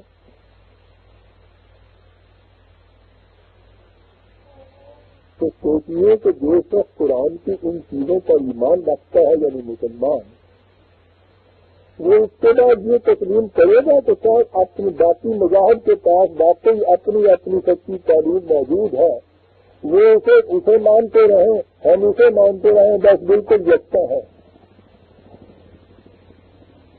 اگر وہ تعلیم ہر ایک کے پاس اپنی اچھی شکل میں موجود تھی اور خدا کو اسی تعلیم کو منوانا تھا تو یہ نئی چیز دی کہ ضرورت اس کی کیا تھی؟ ابھی عرب کے اندر لے لیجیے، عیسائی اور یہودی تو وہاں موجود تھے نا، جن کے ساتھ اتنا مقابلہ ہوتا چلا آ رہا ہے قرآن کا۔ اگر ان کے پاس اپنی صحیح تورات تھی، بلکہ اور پیچھے کریے، اگر تو عیسیٰ علیہ السلام جب تشریف لائے اگر اس وقت تورات اپنی اصلی شکل میں موجود تھی تو اگر تو عیسیٰ علیہ السلام کو ایک الگ کتاب انجیل دینے کی ضرورت کیا تھی؟ ذرا سوچیے، یہ تو کوئی یوں نقشہ بنتا ہے کہ وہ تورات کسی اور نے بھیجی، وہ کسی اور فرم کا مال تھا معاذ اللہ، ایک دوسری فرم اٹھی اس نے بھی اسی قسم کا مال بنانا شروع کیا، اس نے اپنی ایک ایجنسی قائم کی اور اس کی طرف اپنا مال بھیجنا شروع کیا۔ اب دونوں ایجنسیاں یہ کہہ رہی ہیں کہ صاحب ہمارے پاس سکہ بندی مال ہے، اس کے پاس نہیں ہے، تو اللہ یہ شکل تو نہیں۔ اگر آپ ایمان لاتے ہیں اس چیز سے کہ یہ سرچشمہ ہدایت ایک ہی ہے جسے خدا کہتے ہیں، تو سوچیے جس خدا کی طرف سے دی ہوئی تورات اپنی اصلی حقیقی شکل میں موجود تھی حضرت عیسیٰ علیہ السلام کے نزول کے وقت باسط کے وقت، اس خدا کو اس کی ضرورت کیا تھی کہ ایک اور کتاب حضرت عیسیٰ علیہ السلام کو دیتا ہے، ہم کا سر پہ شروع ہو جاتی عیسائیوں میں اور یہودیوں میں۔ وہ آئے تھے اگر خدا کی طرف سے تو آگے لوگوں سے کہتے کہ یہ جو تورات ان کے پاس ہے یہ خدا کی سچی تعلیم ہے، شاید اسے مانو، کتنے خوش ہو جاتے یہودی۔ پھر جب نبی اکرم صلی اللہ علیہ وسلم تشریف لائے تو وہاں یہود اور نصارہ دونوں موجود ہیں۔ قرآن میں آپ دیکھ لیجیے کتنا حصہ قرآن کا انہی کے ساتھ بات جگت میں گزر رہا ہے۔ اگر ان دونوں کے پاس خدا کی طرف سے بھیجی ہوئی کتاب موجود تھی اور وہی خدا کی صحیح رہنمائی تھی کیونکہ خدا کی طرف سے بھیجی ہوئی، تو اسے پھر کیا ضرورت تھی کہ ایک نبی اور بھیج کے اس کے ذریعے ایک نئی کتاب اور بھیجے اور پھر وہ ان سے یہ کہے کہ میری کتاب پر ایمان لاؤ گے تو پھر تم راہ راستے ہو گے۔ اسی خدا کی طرف سے سچی تعلیم موجود ہے، ایک چھوڑ دو کتابیں موجود ہیں، عیسائیوں کے پاس اپنی، یہودیوں کے پاس اپنی، خدا کی طرف سے بھیجی ہوئی کتاب وہی سچی تعلیم، اس کے اندر پھر ایک نئی کتاب بھیجی جا رہی۔ تو اگر اعتراض کرنے والا یہ کہے کہ صاحب اس کو تو پھر جاتے یہ خامخواہ صرف تجربہ کرا دیا۔ اگر کتاب جو پہلے دن بھیجی تھی وہ محفوظ شکل میں موجود چلی آ رہی تھی تو اس کے بعد ہر نبی کو آگے کہنا یہ چاہیے تھا کہ بھائی یہ ہے سچی کتاب جو ان لوگوں کے پاس ہے، سب اس کے اوپر عمل کرو، جھگڑے نہیں پڑتے۔ بات یہ نہیں ہے، اور ہم یہ محض عقیدت کی بنا پہ نہیں کہہ رہے۔ جیسا میں نے عرض کیا ہے تاریخ اس کی شہادت دیتی ہے اور تمام اہل مذاہب اس کو اب اعتراف کرتے ہیں اس کا۔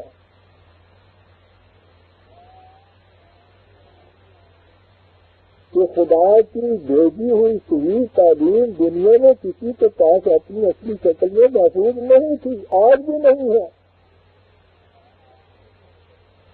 یہ تھا وہ سلسلہ رشد و ہدایت جو خدا کی طرف سے آتا رہا، یہ آخری مکمل ضابطہ ہدایت، اسی لیے اس نے کہا کہ یہ تمام نئے انسانی کے لیے ہے، کہا کہ یہ یہود کے لیے بھی یہ ہے، عیسائیوں کے لیے بھی یہ ہے، جو کہا کہ دنیا کی ہر قوم کی طرف اپنے وقت میں نذیر بھیجتے رہے، اور اس کے بعد کہا کہ تمام اقوام عالم کو اب اس قرآن کو ماننا پڑے گا۔ اور مذہب سے ہٹ کے بات سوچیے تو بات بڑی ٹھیک سمجھ میں آ جاتی ہے۔ برادران عزیز، دنیا کے اندر اگر ایک نظام مملکت قائم ہونا ہے، انسانوں نے ایک ہی سوشل آرڈر کے مطابق زندگی بسر کرنی ہے، تو ایک نظام کے لیے ضروری ہے کہ ایک ہی ضابطہ ہدایت، ایک کانسٹیٹیوشن، ایک ہی قوانین کا ضابطہ ہو۔ اور پھر جب زندگی یوں بسر ہونی ہے کہ اس میں مذہب میں اور سیاست میں فرق نہیں ہونا، اس میں دین اور دنیا کو الگ نہیں ہونا، اس میں پارلیمنٹ اور مسجد کو جدا جانا نہیں ہونا، اس میں یہ نہیں ہونا کہ قوانین بناتے ہیں ہم تو دنیا کا کچھ کام کر رہے ہیں اور جب اذان ہوتی ہے تو ہم کچھ مذہب کا کام کرنے چلے جاتے ہیں۔ اگر یہ چیز نہیں ہے، اگر یہ اس طرح سے رچی ہوئی ہے ایک سانس میں کہ دین اور دنیا دونوں اکٹھی چلی جا رہی ہے اس میں، تو پھر تو ساری دنیا کے لیے ایک ہی بات کا ہدایت ہونا چاہیے۔ پھر تو یہ ہو ہی نہیں سکتا کہ مختلف ضوابط حیات، مختلف کانسٹیٹیوشن، آپ آج کی اصطلاح میں یوں سمجھیے مختلف کوڈس آف لا، ضابطۂ تعزیرات، ضابطۂ قوانین، مختلف کانسٹیٹیوشن، مختلف آئین، یہ الگ الگ قومیں، الگ الگ گروہ اپنے پاس یہ بھی رکھے اور ایک نظام مملکت اور نظام زندگی قائم کرنے دنیا میں ہو ہی نہیں سکتا۔ مجھے برادران عزیز آج تفصیل سے گفتگو کرنی پڑی، اس لیے کہ یہ وہ آیات ہیں کہ جن کا سہارا لے کر قرآن کی باقی آیات کو الگ رکھ کر اس کے کلی تصور کو پس پس ڈال کر یہ بتایا جاتا ہے کہ نہیں صاحب دیکھیے، اور پھر کہا جاتا ہے کتنا وسیع ظرف ہے قرآن، اسلام کتنا کشادہ نگاہ واقع ہوا ہے۔ تو کہتا ہے ہندو نے گھنٹی بجا دی تو کیا، عیسائی نے گرجا نے گھٹنے ٹیک دیے تو کیا، انہوں نے آ کے اس طرح سے نماز پڑھ دی تو کیا۔ عالمگیر سچائیاں میں ہر جگہ ایک ہی ہیں، کام اور رحیم میں کوئی فرق نہیں ہے۔ یہ چیزیں برادران عزیز پھر میں سمجھا دوں، مذہب کی ہیں، دین کی نہیں ہے، اور ہمیں اس لیے اپیل کر جاتی ہیں کہ بدقسمتی سے ہمارے ذہن میں بھی اسلام مذہب بن گیا ہوا ہے، اور اس کی دلیل میں نے ابھی آپ کو دی، دلیل تو قدم قدم پہ آپ کو ملے گی، لیکن یہ تو آپ کی سمجھ میں بات آ گئی نا کہ آپ کی قوم کے نمائندے پارلیمنٹ میں جا کے جو کچھ کرتے ہیں کبھی ان کے ذہن میں نہیں ہوتا کہ جو کوئی چیز ہم عبادت کر رہے ہیں۔ پارلیمنٹ میں آپ کا اسپیکر اور ہوتا ہے، مسجد میں آپ کا امام اور ہوتا ہے، اور اسی مسجد کے خطبے میں اسی وقت ہمیں یہ سنایا جا رہا ہوتا ہے کہ نبی اکرم صلی اللہ علیہ وسلم اور خلافت راستہ کے اندر امیر المؤمنین یا خلیفۃ المسلمین دار الخلافہ کے اندر امام ہوتا تھا مسجد کا، پروونسز کے اندر گورنر ہوتے تھے امام، فوجوں کے اندر چکے صدار امام ہوتا تھا، چھوٹے مقامات کے اوپر جو اولو الامر تھے اسی مملکت کے نام ماتحت افسر جسے آج کی اصطلاح میں کہتے ہیں وہ نام ہوتا، یعنی وہاں یہ چیز جسے آج آپ امامت کہتے ہیں مسجد کی، نماز کی، وہ اور قوم کی امامت جسے لیڈرشپ کہتے ہیں اس کا ترجمہ ہی لیڈرشپ ہے، وہ دو چیزیں نہیں تھی۔ وہاں کا گورنر جنرل ہی اپنے دارالخلافے میں امام و خطیب تھا، وہاں کی مسجد ہی آپ کی پارلیمنٹ تھی۔ پھر بتاؤ تو دلچسپ نہیں ہے چیز کہ اس پارلیمنٹ سے اٹھ کے اپنے اپنے یہاں نماز پڑھنے کو آتے ہیں، یہاں ایک الگ امام ہوتا ہے، وہ امام ہمیں خطبے میں یہ باتیں سناتا ہے کہ حضور کے زمانے میں خلافت راشدہ کے اندر یہ کچھ ہوتا تھا، مسجد ہی میں یہ فیصلے ہوتے تھے، وہاں یہ سارا کچھ ہوتا تھا۔ یہ باتیں ہم سن لیتے ہیں جیسے کسی اور قوم کی یہ باتیں پرانی کہانیاں ہیں کسی قوم کی، ہم سے کچھ واسطہ نہیں، اس لیے کہ ہم پھر یہ اتنی نماز یہاں پڑھنے کے بعد پھر چلے جاتے ہیں پارلیمنٹ کے اندر، وہاں جا کے پھر دنیا کے کام شروع کر دیتے ہیں۔ نہ برادران عزیز، یہ دین کا تصور نہیں، دین گروہ بندیاں نہیں مانتا، دین میں فرقہ پرستیاں نہیں ہوتی، اس میں اختلاف نہیں ہوتا، اس میں ٹوٹ نہیں ہوتی، اس میں ایک امت ہوتی ہے، اس امت کے سامنے ایک لفظ لون ہوتا ہے، ایک ذات حیات ہوتا ہے، ان کی ساری زندگی ایک ہوتی ہے، ان کی مسجد اور پارلیمنٹ ایک ہوتی ہے، ان کا اسپیکر اور امام ایک ہوتا ہے۔ وہ زندگی میں کوئی سانس بھی جو لیتے ہیں تو وہ سانس دین کی خدمت کے لیے دین کا ایک حصہ ہوتا ہے۔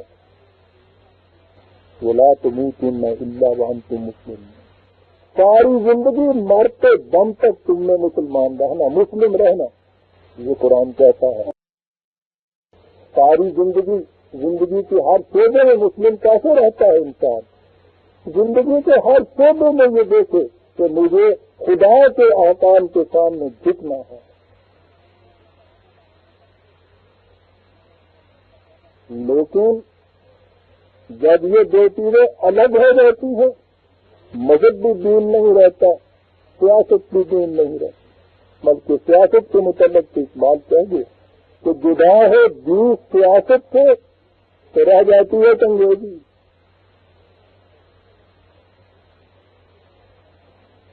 اس تصور کو برادران عزیز جب آپ ذہن نشین کر دیں گے، پھر یہ بات کی سمجھ میں آ جائے گی کہ قرآن نے جب کہا ہے کہ ان اہل کتاب میں سے وہ بھی ہیں کہ جو ایمان لے آتے ہیں اور امر بالمعروف کرتے ہیں، نہی عن المنکر کرتے ہیں، تو اس سے یہ معنی نہیں ہے کہ وہ یہودی رہتے ہوئے، وہ عیسائی رہتے ہوئے، وہ ہندو رہتے ہوئے ایسا کچھ کرتے رہتے ہیں۔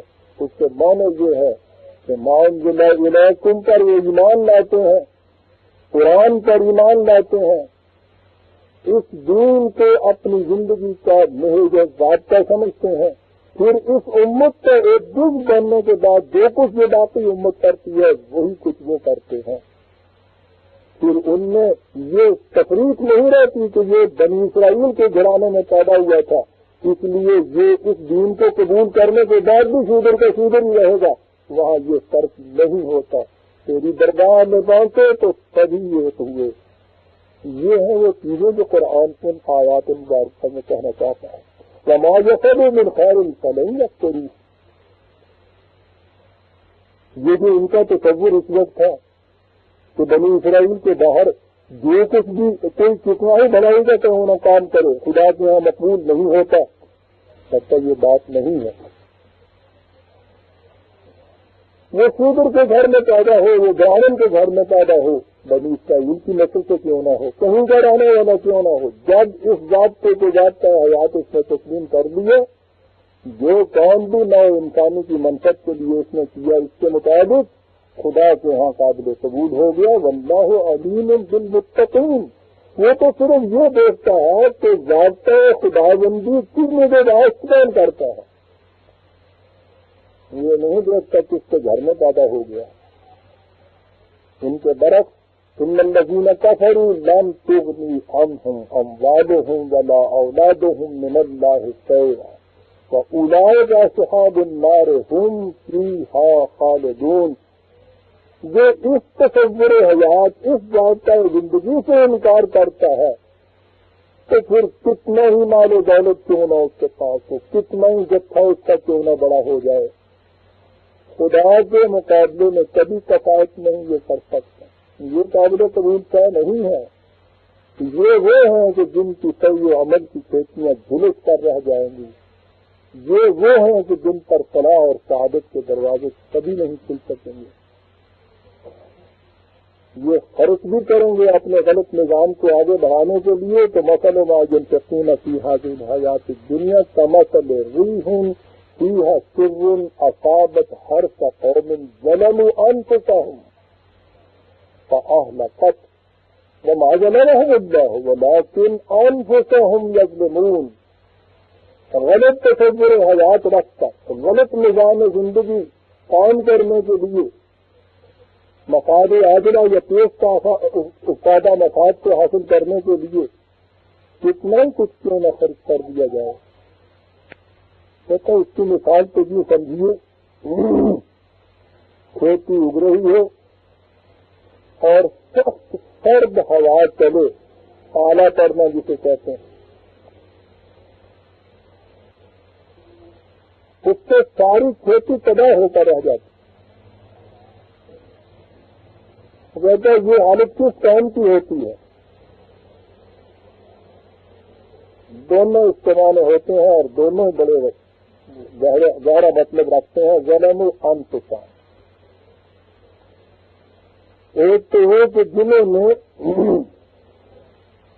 قوانین خداوندی سے سرکشی اختیار کی اور اس طرح خود اپنے آپ پر زیادتی کی، اور دوسرے یہ کہ جنہوں نے اپنوں کے اوپر بھی زیادتی کرنی شروع کر دی، اور پوری انسانیت اپنوں کے اندر شامل ہے۔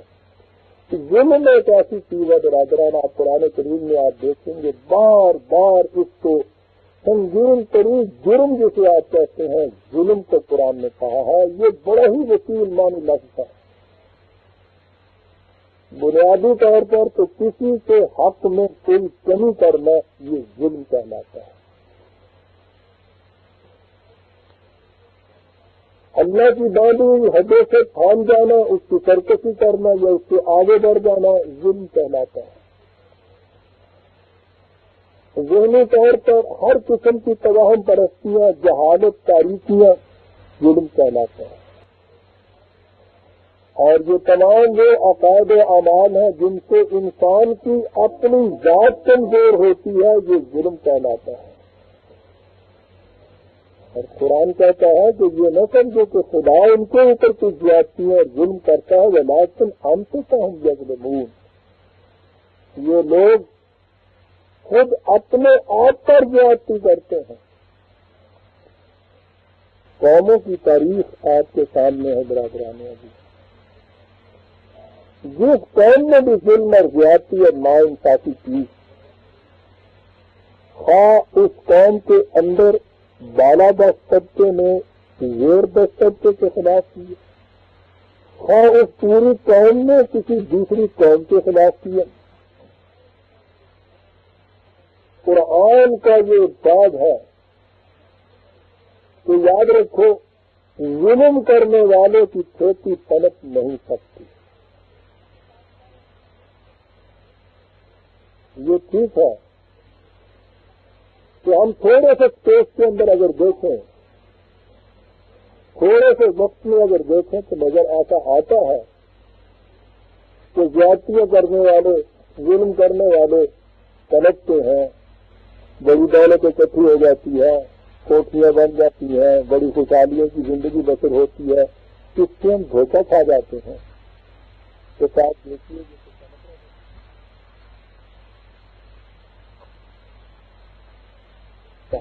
پھر ان کا مفہوم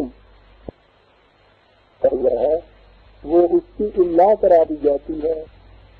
گڈن کی down and fall of Roman umpire,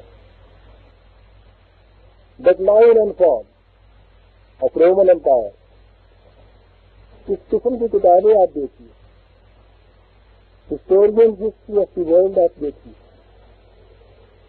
آپ دیکھیں گے جہاں بھی وہ قوموں کا حبوط، ان کا سقوط، ان کا تنزل، ان کا ڈکلائن اور فال جہاں وہ ذکر کرتے ہیں، اس کے اسباب جب آپ جو گنائیں گے تو بظاہر تو نظر آ گا کہ ان کو فلاں میدان میں شکست ہو گئی، فلاں جگہ ان کی قوم بھاگ گئی، اس طرح سے اندر ان کے کسی نے غداری کی، اس لیے یہ کچھ کیا۔ لیکن جب آپ پورا اسپین اس کام کا لیں گے اور اس کو آپ تاریخ کے آئینے میں دیکھیں گے تو وہ لوگ آپ کو بتائیں گے کہ ان کے نظام کے اندر یہ خرابی تھی کہ یہ اپنوں پہ بھی ظلم کرتے تھے اور دوسروں پہ بھی ظلم کرتے تھے۔ ہر قوم کے تنزل کی طے کے اندر ظلم نکلے گا۔ یہ ہو نہیں سکتا کہ کوئی قوم عدل اور احسان کے اوپر قائم رہے اور پھر اسے تنزل آ جائے۔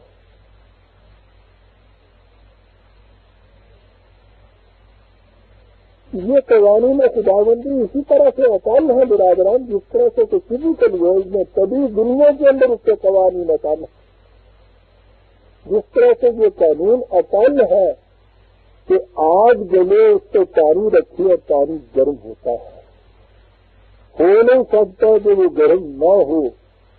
جس طرح سے یہ قانون اٹل ہے کہ سنکھیا کھانے والے کی ہلاکت ہوتی ہے، اسی طرح سے یہ قانون اٹل ہے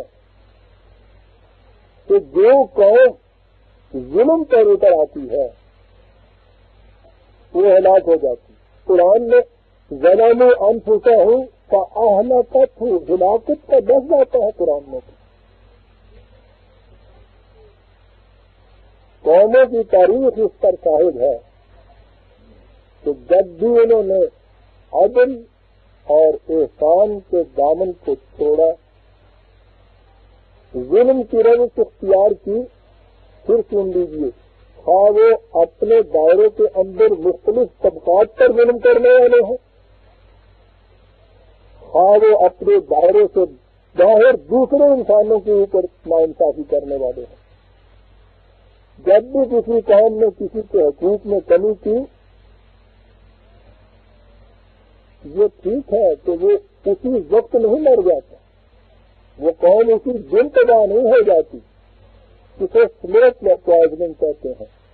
ایسا زہر جو آہستہ آہستہ سطح دکھ کی طرح اثر کرتا ہوا چلا جاتا ہے.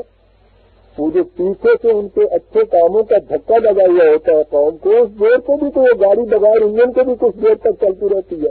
دیکھا ہے نا آپ نے سینٹنگ میں وہ ڈبا چلتا ہے، ذرا زور سے دھکا لگاتا ہے وہ انجن، تو بغیر انجن کے بھی چلتی ہے، کتنی دور تک چلی جاتی ہے.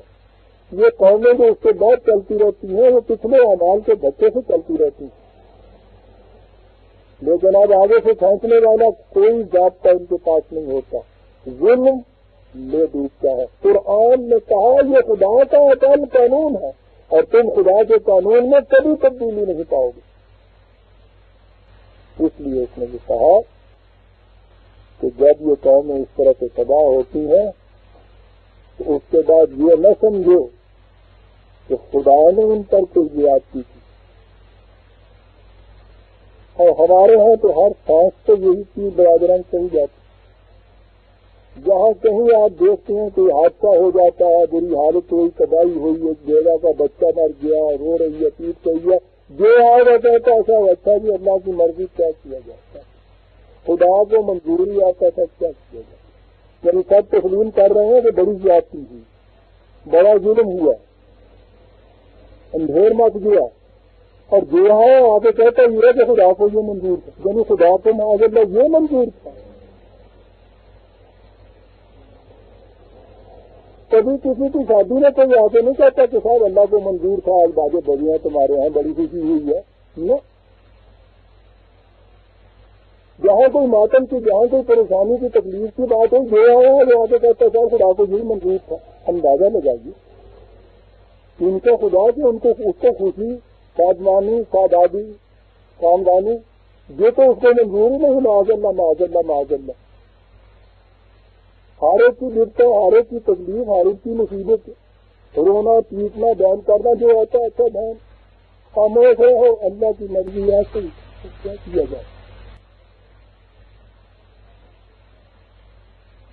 ما ظلمہم اللہ، خدا کسی کے زیادتی نہیں کیا کرتا. ولیکن انفسہم یظلمون، خود اپنے اوپر یہ زیادتی کرتے ہیں. اس کا نتیجہ ہمارے قوانین کے مطابق نکلتا ہے. اس لیے جب بھی کہیں اس قسم کی چیز آپ ظلم و زیادتی دیکھیں اور جسے آپ یہ مصیبت اور پریشانی کہتے ہیں، وہ ظلم و زیادتی کا نتیجہ ہوتا ہے. ہمیشہ اس کے صحیح سبب کا سراغ لگائیے، کیوں ہوا ہے یہ. غلط معاشرہ کرتا یہ ہے، ظلم و زیادتیاں کرنے والے ساری مصیبتیں یہ ان کی لائی ہوئی ہوتی ہیں، اور ایک عقیدہ عام کر دیا جاتا ہے قوم کے اندر، اللہ کی مرضی ایسی تھی تاکہ ان کی طرف لگانا اس میں پائے کہ یہ اس کی وجہ سے یہ ہوا ہے. نہ، یہ سب اللہ کی طرف سے ہوتا ہے. خدا کسی پہ ظلم نہیں کرتا. برابر ہم خود اپنے آپ سے کرتے ہیں. جب خدا کہتا ہے نا انفسہم یظلمون، جمع کا چیزیں قرآن لاتا ہے. فرد بیچارہ تو معاشرے کے اندر ٹوٹا ہوا ہوتا ہے، پسا ہوا ہوتا ہے، اس کا ایک جز ہوتا ہے، پورے معاشرے کو قرآن لیتا ہے. تو یہ معاشرہ ان خطوط کے اوپر متشکل تھا کہ جس میں یہ ایک دوسرے کے اوپر زیادتی کرتے تھے. اس لیے جو تباہیاں آ رہی ہیں، جب یہ اس قسم کی پریشانی فرد کے اوپر آئے تو اسے چاہیے یہ دیکھے کون اس کا ذمہ دار ہے. کیوں رو رہی ہے یہ بیوہ جس کا ایک ہی جوان بیٹا تھا، جس نے ان مشقتوں سے پالا تھا، اور آج یہ کس طرح سے کسی جگہ مزدوری کرنے گیا اور گر کے مر گیا. کیوں وہاں اس نے ایسا انتظام نہیں کیا کہ کوئی وہاں گرے نہیں. اگر یہ حادثہ ہوا ہے تو اس کے بعد اس بیوہ کے بین اس لیے ہے نا کہ رات کو مجھے اور میرے باقی بچوں کو روٹی کون دے گا؟ کیوں اس معاشرے میں جو انتظام نہیں کہ کسی کو اس قسم کی فکر نہ ہو کہ رات کو روٹی کون دے گا؟ رات کو روٹی پہنچے گی وہاں رونا ہوتا ہے، بجائے اس کو کہ ادھر توجہ ہو تو یہ غلط نظام کا نتیجہ ہے. یہ جو مصیبتیں پڑی ہوئی ہیں، یہ دکھ ہے، یہ پریشانیاں جو آ رہی ہیں، بڑا سہل کا نسخہ ان کے پاس خدا اور چھٹیاں دے کے اللہ کی مرضی آتی تھی، خدا کا حکم آتا تھا، اسے منظور آتا تھا، مرضی مولا برہم اولا، سب تو اس کی مرضی غالب ہوتی ہے.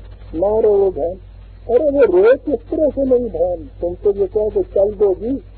یہ رات کو خود اور اپنے چھوٹے چھوٹے معصوم بچوں کو کیا کہہ کے سناؤ گی کہ نہ کرو وہ بیٹا، ان کے پوتلے تو روتی نہیں ہے. یہ اللہ کی مرضی نہیں تھی برادران عزیز، وہ کسی کو بھوکا نہیں مارنا تھا. لیکن انفسہم یظلمون، یہ خود اپنے آپ کو زیادتیاں کرتا ہے یہ معاشرہ، اور کہتا یہ ہے کہ یہ خدا نے کیا. وما ظلمہم اللہ، خدا کسی پہ زیادتی نہیں کیا کرتا، یہ خود ایک دوسرے پہ زیادتیاں کرتے ہیں اور ان کے کام میں یہ پھونک دیتے ہیں کہ کہہ دو یہ اللہ کی مرضی ہے، مطمئن ہو کے بیٹھیے. بہرحال برادران عزیز، جو کچھ میں نے عرض کیا اسے پھر دوہرا دوں کہ قرآن کریم کی روح سے دین ایک زندگی کے نظام کا نام ہے جس میں ہر قدم قوانین خداوندی کے مطابق اٹھتا ہے.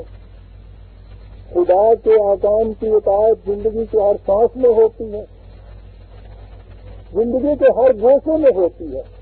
اس طرح سے یہ پورا سفر عرض مسجد ہوتا ہے. اس میں مذہب سیاست الگ الگ نہیں ہوتی، اس میں تفرقہ فرقہ بندی پارٹیاں گروہ بندیاں قتل نہیں ہوتی. یہ امت واحدہ ہوتی ہے، ایک نظام ایک قانون، زندگی ساری اس کے آگے ان کی گزرتی ہے. اور اس نظام سے جو باہر رہنے والے ہیں تو ان کو دعوت دیتی ہے کہ خدا کا صحیح ضابطہ زندگی یہی ایک ہے اب جس کے اوپر ہم چلا رہے ہیں کائنات کی پیدائش کے اعتبار سے. کسی کے سامنے ہم نے رکاوٹ نہیں ڈال دی کہ کوئی اس کے اندر نہیں آ سکتا، ہر ایک اس کے اندر آ سکتا ہے، آنے کے بعد اس کا جز بن سکتا ہے. اور اس کے بعد اس نے یہ کہا کہ جو قومیں اس نظام زندگی کو اختیار نہیں کرتی، جو عدل اور احسان پر مبنی ہے، ظلم اور زیادتی کرتی ہیں، وہ تباہ اور برباد ہو جاتی ہے. تباہ اور برباد جو ہوتا ہے وہ کہتا یہ ہے کہ خدا نے مجھ پر یہ ظلم و زیادتی کی. خدا کسی پر ظلم و زیادتی نہیں کیا کرتا، انسانوں کا خود اپنے آپ پر ظلم اور زیادتی کرنا ہے جس کا نتیجہ اس قسم کی ہلاکت اور پریشانی ہوا کرتا ہے. ہم آیت 116 تک آگے بڑھتے ہیں. ربنا تقبل منا انك انت السميع العليم